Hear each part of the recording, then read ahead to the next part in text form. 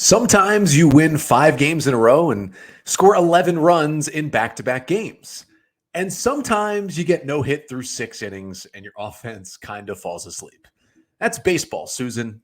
I'll recap the Orioles' loss to the Blue Jays and a couple of roster moves from Wednesday coming up on this episode of the Locked On Orioles podcast.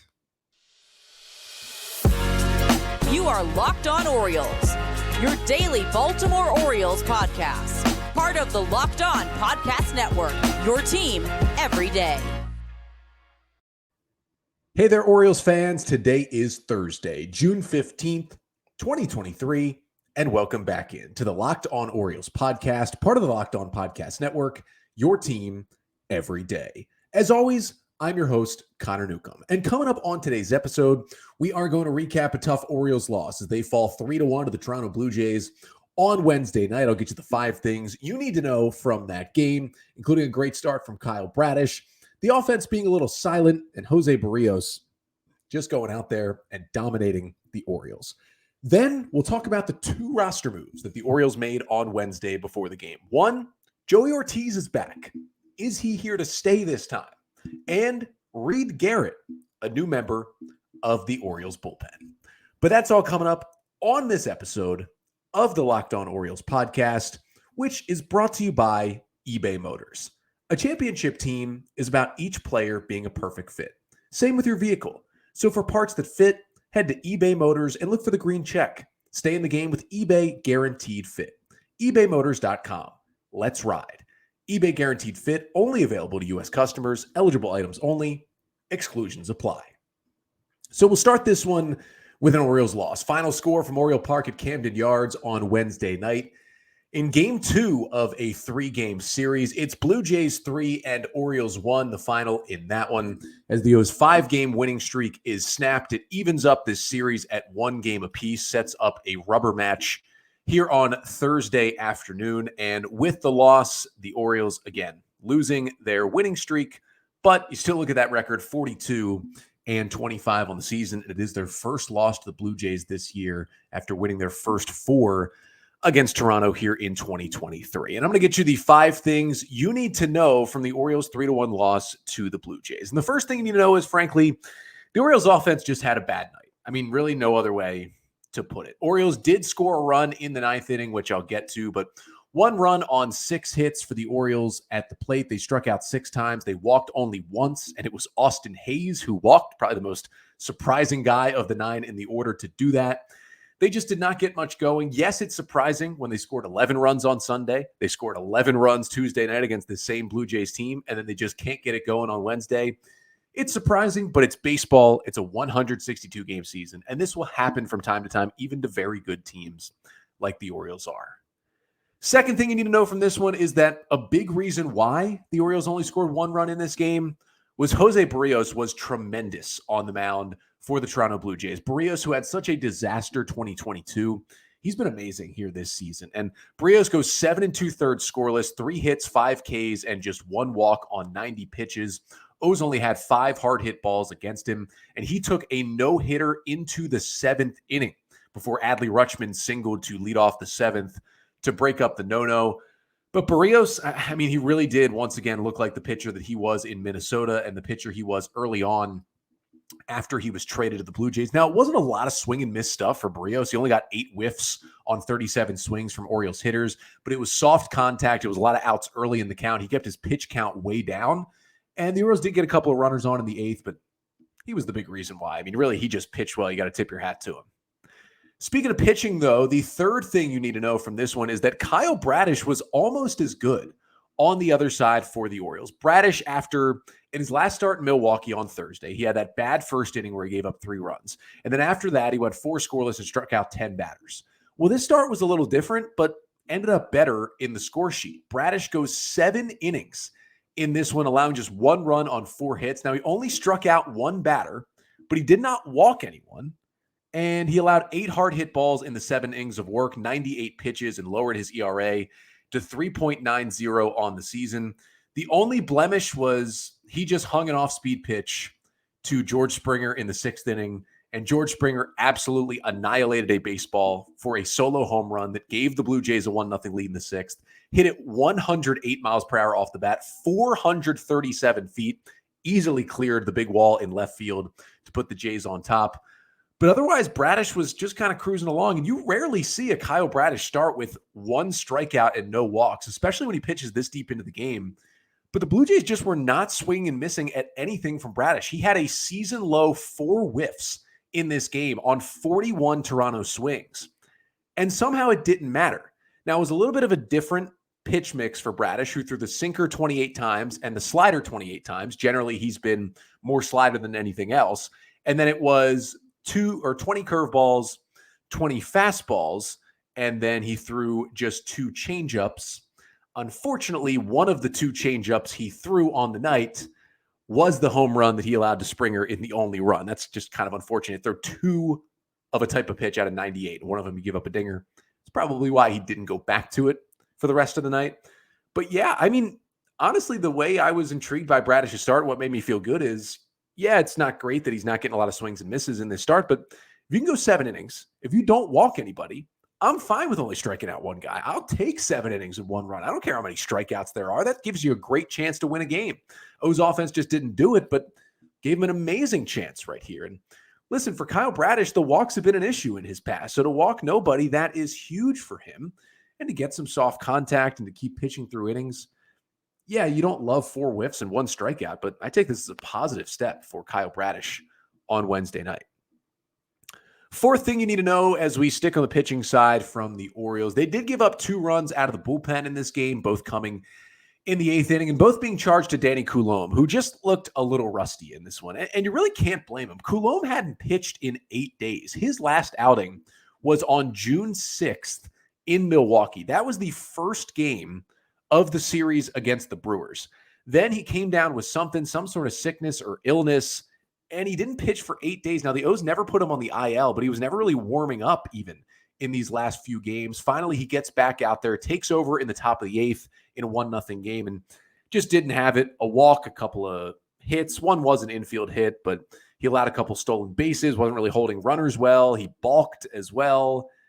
Didn't get a strikeout, didn't get an out in this one. And Mike Baumann came in, kind of rolled a really interesting and impressive double play, but eventually both of the runners that Coulombe allowed on did come in to score in the one big inning for the Blue Jays on the day, the 2-run 8th. And he's still been great this year. He's still got a 2.82 ERA. I really just chalk this up to he hasn't pitched in 8 days because of the illness. I think he'll be fine and ready to go the next time that he is out there.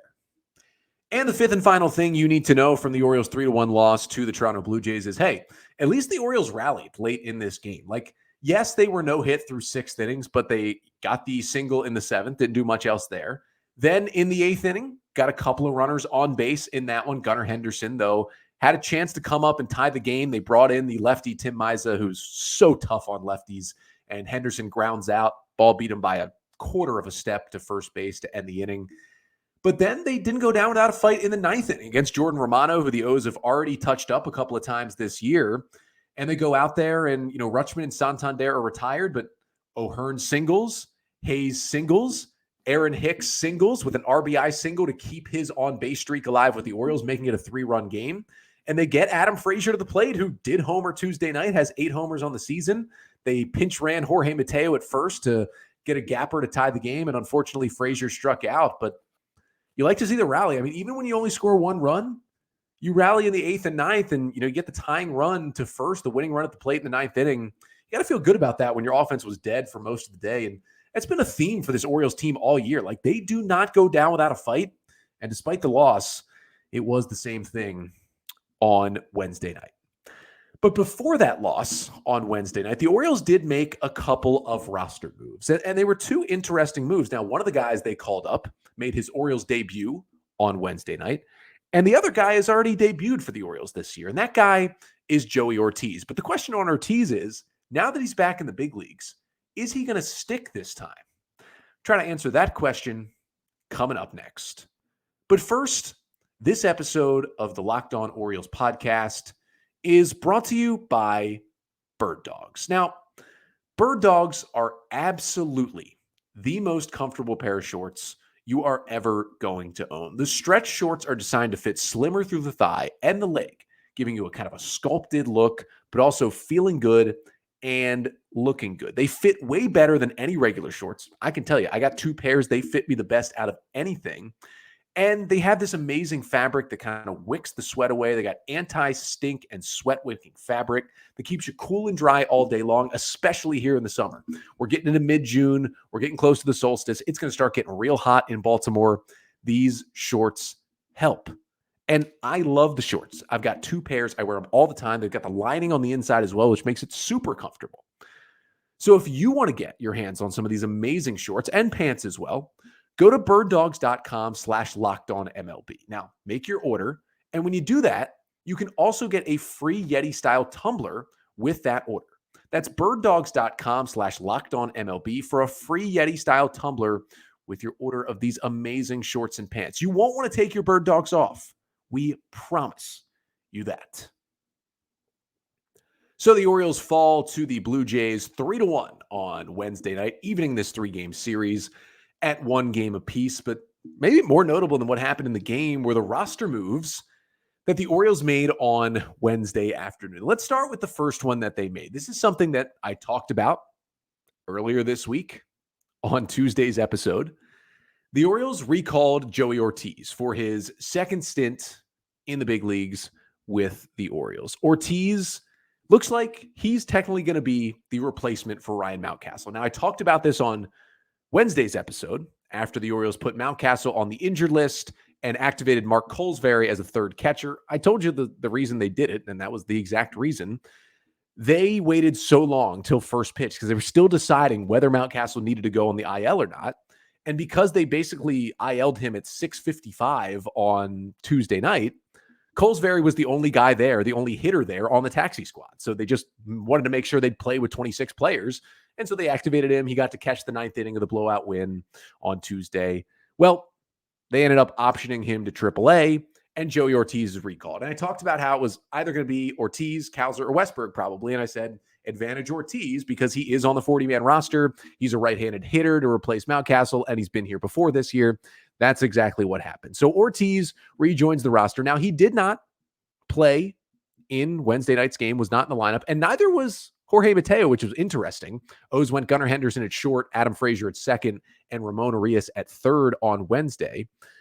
But Ortiz in the majors, it was, solid in his 11 games, 28 plate appearances earlier this year, 259 average at 7 for 27 with a double, 4 ribbies, 7 Ks, and no walks. Last played in the big leagues on May 24th. Remember, he was up for a while when Ramon Arias was on the injured list, but then as soon as Arias was activated, they made the move they almost kind of had to make, which was sending Ortiz back down to AAA. But interestingly enough, Ortiz then got sick. We really never got, or at least I never got kind of the full word on what was going on there, but the Orioles called it an illness, and Ortiz missed basically 2 weeks with that illness. Now, some of that was because, Norfolk was in Scranton-Wilkes-Barre. They were dealing with the smoke from the wildfires. They had to cancel games, but he was kind of dealing with the illness for like 10 days there where he didn't play, and he was with the team. He just wasn't playing. So I'm not really sure what was going on. Hope all is good now for Joey Ortiz, but since he rejoined the lineup in AAA for the 6 games he played in before being recalled on Wednesday, it looked like that illness was gone because he was great at the plate in those 6 games, 9 for 25. That's a 360 average, 2 doubles, a triple, and 2 home runs in those 6 games. And overall, he's got a 129 WRC plus with 5 home runs in 142 AAA plate appearances in Norfolk so far this year. So he is continuing to hit at the AAA level. But the question is, can he hit at the major league level? Small sample size, 7 for 27, not too bad. Hasn't walked yet. You'd like to see that as well. We know the defense is there. It's elite defense. It's the best defensive infielder in the system. Could be one of the best defensive infielders in all of Major League Baseball. That's how good he is at shortstop and at second base, and can play third base as well. But the question really becomes on Ortiz, does he stick this time? Because I think we knew that unless he lit the world on fire, which he didn't, he was going to go back down when Arias returned, and that's exactly what happened. But this time it's interesting because, yes, Ryan Mountcastle could return immediately in the 10 days. His IL stint was retroactive to June 10th, so he could be back next week. By June 20th, he could be back on the Orioles, and Ortiz could be back in AAA. But it's not as much of an exact swap. Like Arias for Ortiz was a right-handed hitting infielder. Like easy enough swap. You send him back down. But with Mountcastle, even when he returns, you get a first baseman back and a DH, you could easily make the case to send, someone like Josh Lester back down to AAA, who had a little bit of a rough night at the plate, got the start on Wednesday night. You could easily make that case that Ortiz deserves to stay and Lester goes back down, especially if he's not hitting Lester over the next week or so. And I think that's really what they should do, and they should give Ortiz more of an extended look. Now, in terms of how much he's going to play, that's the most interesting question. As I said, it was interesting that neither him nor Mateo got the start at shortstop on Wednesday, that Gunnar played there. And Gunnar's just swinging the bat so well right now that you have to think he's going to be in there every day, whether it's DH, third base, or shortstop. Now, against lefties, maybe they'll find a way to play maybe both of them. Potentially against lefties, you could see like Urias at third, Mateo at short, Ortiz at second. You could certainly see that. But as the Orioles play more and more righties, they're going to want to play Adam Frazier still. They're obviously going to want to play Gunnar Henderson. They're going to want to play Santander. They're going to want to play Ryan O'Hearn. So how do they fit it all in with all those guys? It could come down a lot of the times to choosing between Joey Ortiz and Jorge Mateo when you face a right-hander. And looking at them both right now, I would take Joey Ortiz. It's just been too many struggles from Mateo at the plate since April ended. He's just been terrible. And I want to see Ortiz get that shot because I think Ortiz is a very similar player to Mateo. Now, he doesn't have the speed upside, but the bat upside and the glove upside are higher than they are for Jorge Mateo. I'd like to see them, maybe not play Ortiz every day at this point, but kind of let him loose a little bit more and get him in the lineup, 3 days out of 4 and just see what he can do with some more regular at-bats. And he got somewhat regular at-bats in those 11 games earlier in the year, but I want to see it for an even longer stretch here. Again, when Mountcastle comes back, I'd really like to see Josh Lester go back down and give Ortiz this shot. And then you can continue to evaluate these infielders because Westberg's got to be coming next pretty soon, you would think. We'll see. But I do think that the Orioles made this Ortiz move because they are ready to, at the very least, play him just as much as Jorge Mateo, and if not, play him more than Jorge Mateo for the foreseeable future.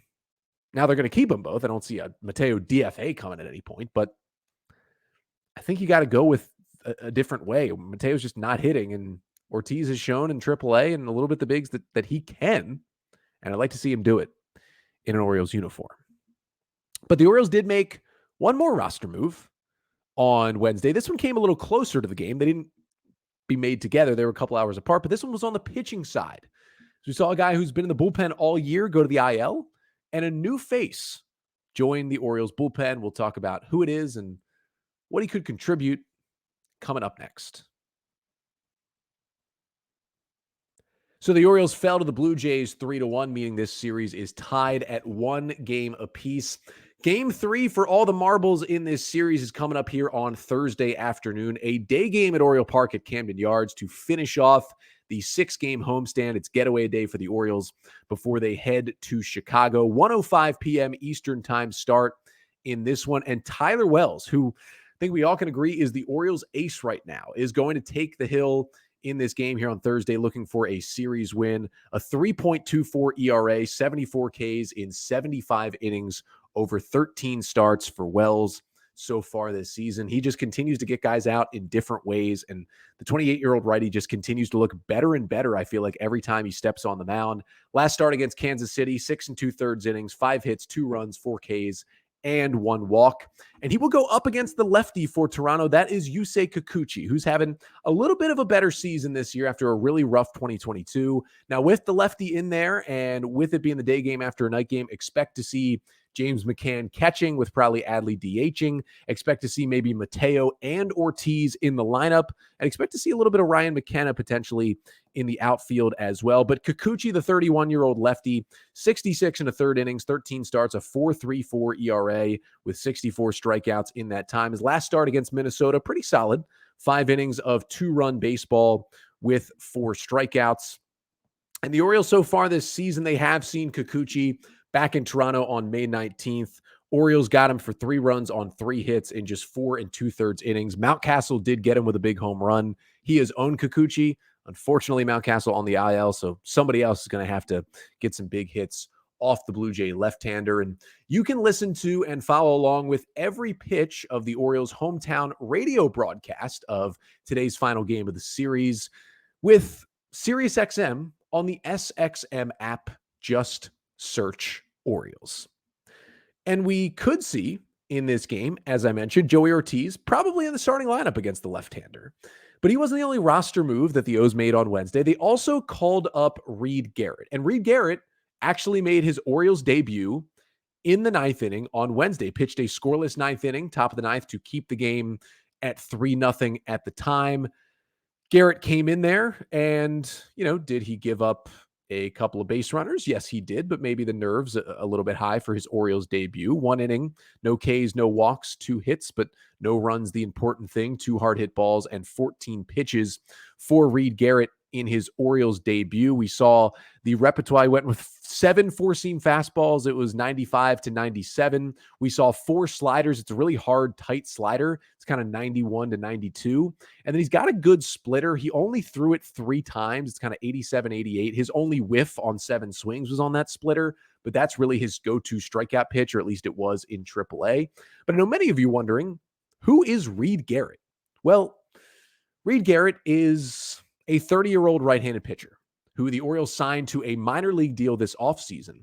And Reed Garrett actually had a really, really good spring training in Sarasota, and his name was being thrown around a lot, even to the point where late in spring training, remember when the O's were trying to decide who was going to get that final bullpen spot, and Yenya Cano was in there and Joey Crable was in there. Neither of them got it. Reed Garrett may have been one of the other names in there. That's how much he was being talked about in spring training for the Orioles. Now, he has a little bit of major league time, pitched for the Tigers out of the bullpen in 2019, pitched for the Nats last season, but overall in the majors, 24 and 2/3 innings, has a 7.66 career big league ERA. But the Orioles, as they do with all the guys they bring in on waivers or sign to a minor league deal, they identified something they could tweak, something they could change that would make him better. And they certainly did that when they got him into the system. Garrett in AAA Norfolk this year out of the bullpen, 19 appearances, has a 1.59 ERA in 22 and 2/3 innings. A 28% strikeout rate is elite. 11% walk rate is a little high, but the stuff was good, getting a lot of swing and miss at AAA this year, and was basically working as the Tide's setup man / closer for the past couple of weeks before getting the call up. It's been really interesting. He can go 2 innings. He's done it plenty of times with the Tide, so he can give you a little length out of the bullpen as well. Definitely an interesting arm, but the reason why Reed Garrett is up here is because Austin Voth was placed on the injured list. And I know Voth has had his struggles this year, especially early in the season, but you could even tell the struggles he had in his last 2 appearances out of the bullpen, that was something more than him just struggling this year. You could tell something was a little off, and the Orioles placed Austin Voth on the 15-day injured list with right elbow discomfort. The Orioles did say they're not too worried. It's not anything major at all, and they expect him to be back in a few weeks. He got all the tests done, the MRIs, everything. They all came back clean, so we're not looking at any super structural damage that goes beyond a quick IL stint. But his last 2 outings, one of them was Tuesday night and one of them was over the weekend on Saturday. Each time he got only 1 out, allowed multiple base runners. The command was all over the place. And Voth has had his command issues throughout this year, but those last 2 outings were different. And Brandon Hyde did say when talking to the media on Wednesday that he really noticed it in his outing on Tuesday night, that it wasn't just his struggles that he's had up and down this year. He noticed something was really, really wrong. Talked to Voth. He said there was a little bit of an elbow issue for Voth back in spring training. It hasn't really flared up as much lately, but it came back the last couple of outings. And so they're going to put him on the injured list just to make sure he gets all healthy. And it also kind of works out because he was struggling a little bit. So you can put him on the IL and kind of get him a reset and get a different arm up here. And you get a look at a brand new arm in Reed Garrett to see what he can do. Voth this year, 23 appearances, 31 innings, a 4.94 ERA, 22% strikeout rate, 10% walk rate. He has been fine. He's been fine this year. That's what I'll say. I mean, he hasn't been amazing. He was terrible early in the year, but he's mostly been fine. He'll be back in the O's bullpen. They just like the stuff so much. They're going to give him another chance, and we'll see with Reed Garrett. Reed Garrett's not going to be a high leverage guy, but Hopefully for Garrett, he can be a little more reliable in the middle innings, maybe going multiple innings than Voth has been, especially lately. But that'll do it for today's episode. But before we go, remember, we are doing the giveaway. Thank you all to the everydayers out there, the people who make Locked On Orioles their first view or their first listen every single day. Got to do a thank you because you got me well over 3,000 YouTube subscribers. So we're doing a giveaway. Once again, it is the Cedric Mullins 30-30 bobblehead that was given away in the 2022 season. Got it right here. If you're watching on YouTube, you can see it. Cedric Mullins bobblehead giveaway. 2 things you need to do to be entered to win the bobblehead. 1, you need to be subscribed to Locked On Orioles on YouTube. So if you haven't already, go do that now. And number 2, leave a comment on either today's video or any video this week and tell me the player from the Orioles rebuild that is no longer on the team, but that just kind of meant the most to you. A player who played for the O's from 2018 through 2021, who is no longer with the O's, probably wasn't even really that good, but just has a special place in your heart. I talk about Hanser Alberto, Stevie Wilkerson as a couple of the guys for me, but tell me who that player is and why that player makes you feel that way. Subscribe to the podcast, put it in the YouTube comment section, and you will be entered to win the Cedric Mullins 30-30 bobblehead. I will close the entries on Friday night. I will do the drawing over the weekend and on Monday's episode. So make sure to listen to Monday's episode, Monday, June 19th. I will reveal the winner of the Cedric Mullins 30-30 bobblehead. And make sure once you comment on YouTube that on Monday, make sure to monitor that comment. Just go back to where you commented and check it out because I will be replying to your comment as well to let you know that you won. So again, favorite player from the rebuild that's no longer here, subscribe to the pod on YouTube, entered to win the bobblehead. But I'll be back here for one more episode this week coming up tomorrow. We will recap Game 3, the day game between the Orioles and the Blue Jays. Hopefully, it's an O's series win with a big series here in division. And then I will get you ready for a weekend series at Wrigley Field. The O's meeting up with their old friend Trey Mancini and his struggling Chicago Cubs for a 3-game set this weekend. And I'll preview that series coming up on tomorrow's episode. But until then, I'm Connor Newcomb. And this has been the Locked On Orioles podcast, part of the Locked On Podcast Network. Your team every day.